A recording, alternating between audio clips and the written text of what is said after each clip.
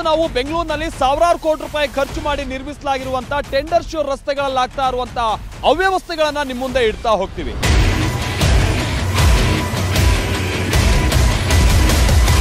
BBMP ಪಕ್ಕದಲ್ಲೇ ಇದೆ 6 ಅಡಿ ಗುಂಡಿ.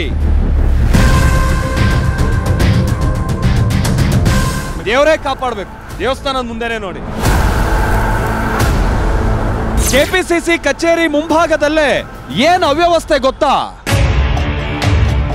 ಇದನ್ನು ಕೂಡ ಸರಿ ಮಾಡಕ್ ಆಗ್ತಾ ಇಲ್ಲ ಅಂತ ಅಂದ್ರೆ ಈ ಟೆಂಡರ್ ಶ್ಯೂರ್ ಯಾಕೆ ಬೇಕಿತ್ತು? ಅವ್ರ ಮನೆ ಬಾಗ್ಲಲ್ಲೇ ಹಿಂಗಿದೆ ಅಂದ್ರೆ ಇನ್ ಬೇರೆಯವ್ರ ಮನೆ ಬಾಗ್ಲು ಏನ್ ನೋಡ್ತಾರೆ?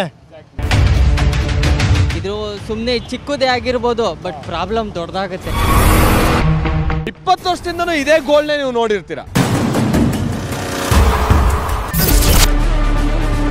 ಏನ್ ರೋಡ್ ಗುರು, ಬೆಂಗಳೂರಿನಲ್ಲಿ TV9 ಅಭಿಯಾನ ವೀಕ್ಷಿಸಿ. TV9 ನ್ಯೂಸ್ ಬೆಳಗ್ಗೆ 10 ಗಂಟೆಗೆ ಮತ್ತು ಸಂಜೆ 4 ಗಂಟೆಗೆ.